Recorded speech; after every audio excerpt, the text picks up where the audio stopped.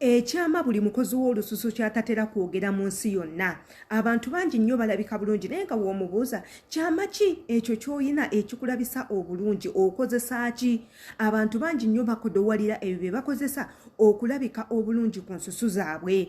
Wabula ate ekyama ekyo ogenda kisiŋŋaana nange. Nga tonnaba ku viewinga vidiyo yange eno sooka obeere nga osubscribinga ekigambo subscribe weekiri. Teweerabira bell icon kyentegeeza akade akabeera waggulu gwe kakoonemu buli vidiyo yonna gye tugenda okuba nga tuteeka ku neeno ku peegi yaffe ogenda kuba ng'ogiraba kyentegeeza buli vidiyo eneegwa ku channel eno egenda kuba ng'ekutuukako direct. Gwe muganda wange abadde ali eyo obadde okimanyi nti nno Yoghurt omwetaaga omukozesa buli lunaku ebeere yo daily routine nga Yoghurt oyo omuteeka ku face yo okumala eddakiika 3 oba essaawa emu nga tonnabamu n'abamu. Tuula nze naawe kyekino ekimu ku kyama kyenze obabbirako baganda bange mu mwena abaagala okulabika obulungi. Anyways, amanya yenze Shila Adita azze okubaweereza olunaku olwaleero ng'ate eno ye YouTube channel yange. Gwe kyolina okukola kiri kimu ekigambo subscribe weekiri wano wansi wabula ate bell icon eri awo waggulu integeeza akadde akono amakulu nnyo kajja kubanga kakuyamba buli vidiyo gye tuteekayo egenda kubanga ekusookako ogenda bbanga ogiraba mu bunambiro era bye twogeddeko obeere nga obikola mu bwangu gwe okufunamu.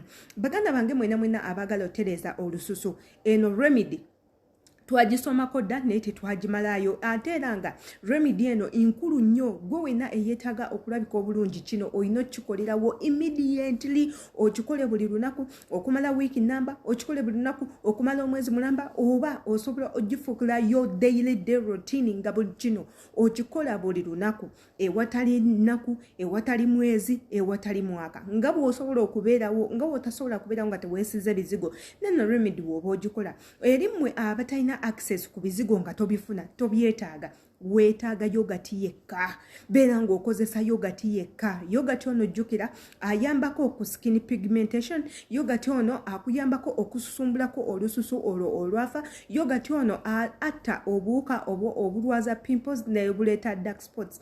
Yoghurt ono agenda kukuyambako okuwaiteninga olususu lwo eri gwe alwetaaga wabula Yoghurt ono agenda kuyambako okumaintaininga yo natural color inga tokyusemu yadde n'omulundi n'ogumu.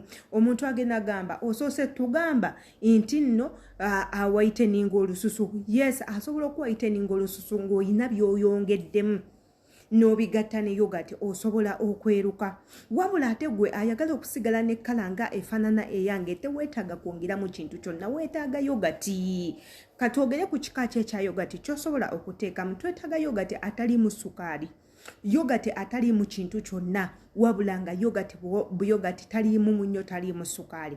Mmwe mwenna baganda bange abali mu biyumba oyo Yoghurt mumuyina egwe kwata bukwasi Yoghurt wo mugyemu mu kakebe omuteeke mu kabakuliko okwate spooni omukube bukubi toyongeramu kintu kyonna toyongeramu mazzi toyongeramu sukaali toteekamu vaseline toteekamu cologate toteekamu lemoni toteekamu ginger toteekamu turmeric. Muleke abeere yekka. Kwata akasaanikiraako oba akabakuliko okwate Yoghurt wo omugye mu kakebe ka Yoghurt omuteeke mu kabakuliko okwate spoon obeere nga omutabula mukube. Bw'omala okumukuba genda ku shawayo naaba mu face yo gikaze bulungi nnyo applyinga mu Yoghurt.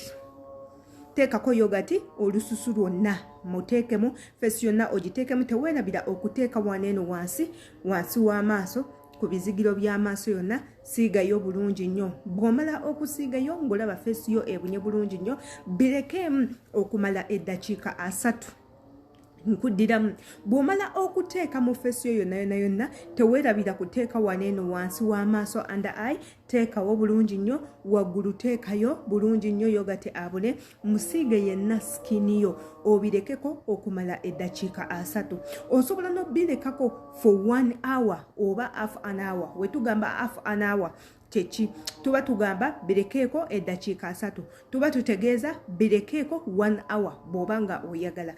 Then Yoghurt oyo akale asobole okuyingira munda. Then w'omaliriza bulungi nnyo muwayipingeko okwate amazigo agabuguma bulungi nnyo obeere nga onaaba mu face.